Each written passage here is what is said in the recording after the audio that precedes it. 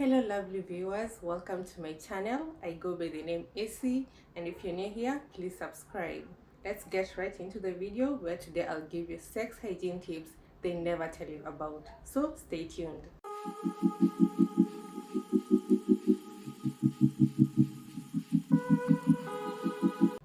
So the first tip I'm going to give you, and this is directed to the ladies. Most of the tips here are just directed to the ladies. Pee before and after sex. Okay, before sex it's not a must. So but if your bladder is full, just kindly pee before engaging into sexual activities.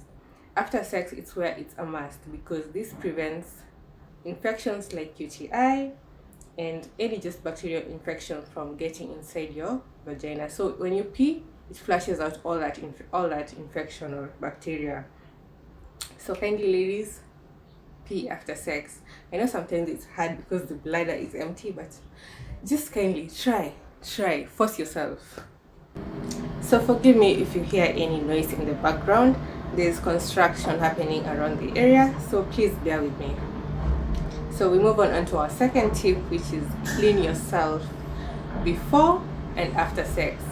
So before it's not a must, because sometimes sex is spontaneous, you don't plan for it.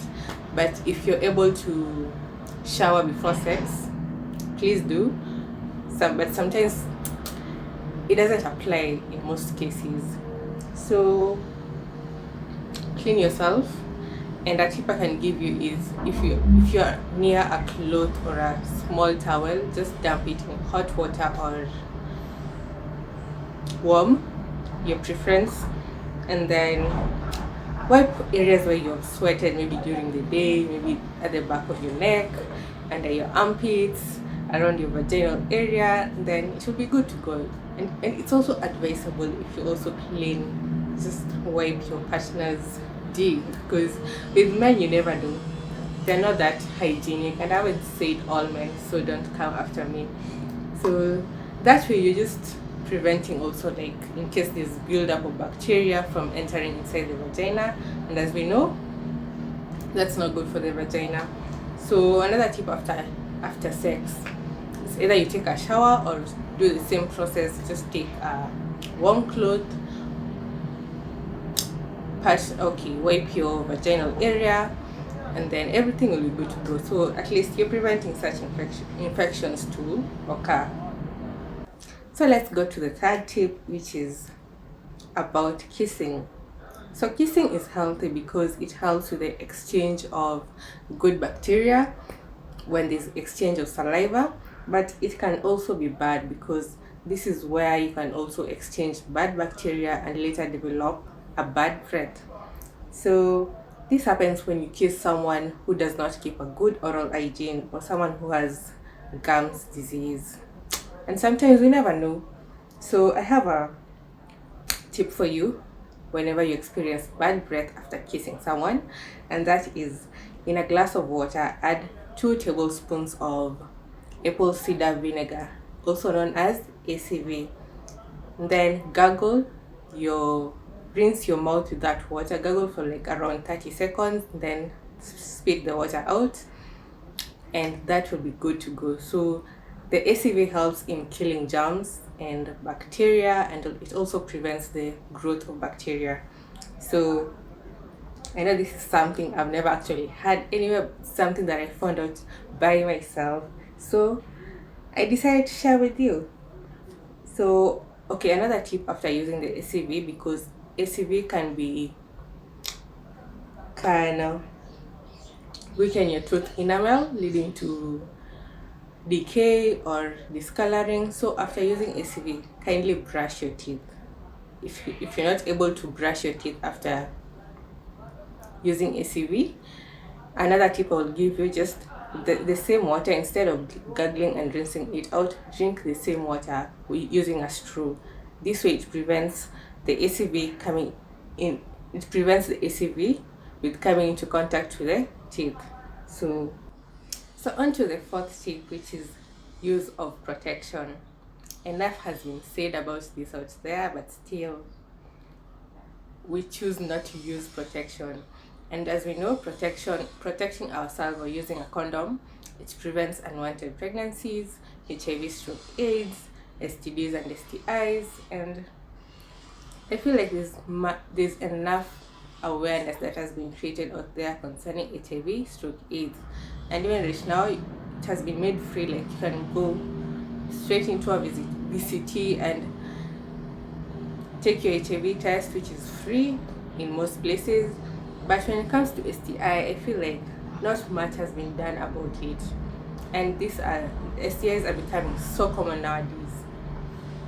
And I feel like this thing should just be made free, because I did a research, and going for an STI screening is around 3k and above for one person, and you should go as two people, as a couple, and that will be like 6k and above here in Kenya.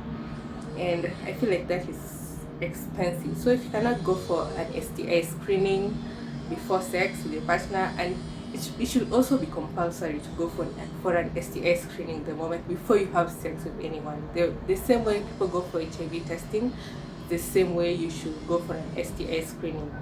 So if you're not able to afford that, just use protection. Protect yourself, because some of these STIs, to some people, they are asymptomatic, meaning they don't show the symptoms and signs, and even themselves they don't know if they have it. So they are spreading.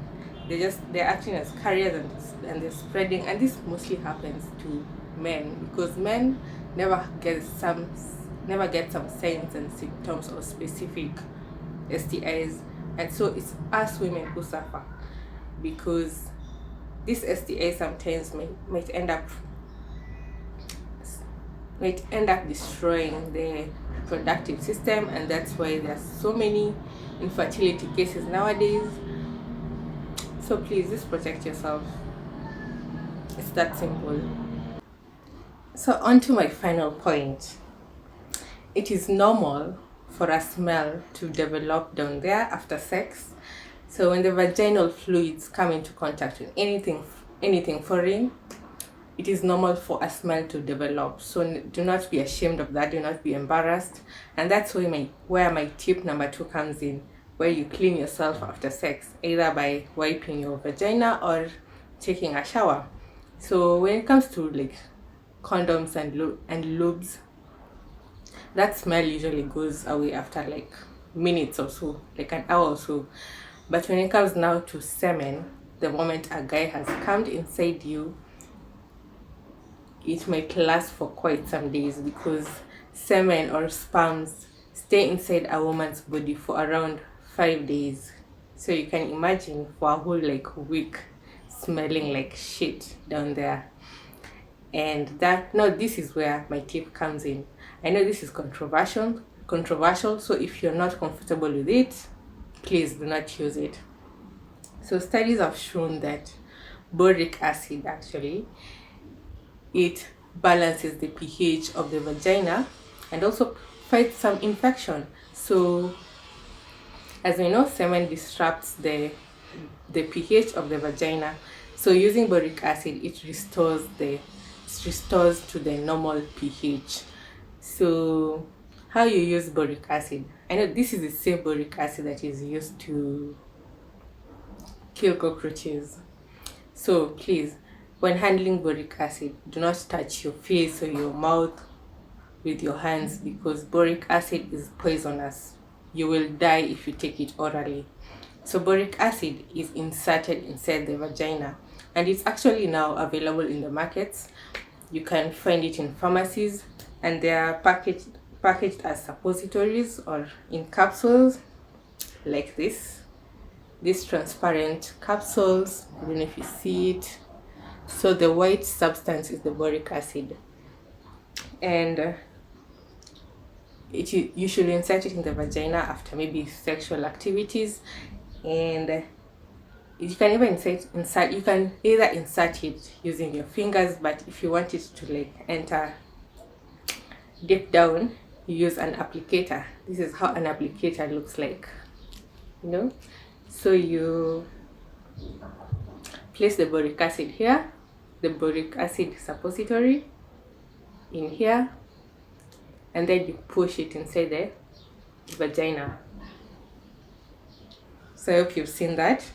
And okay, another tip after using boric acid, please do not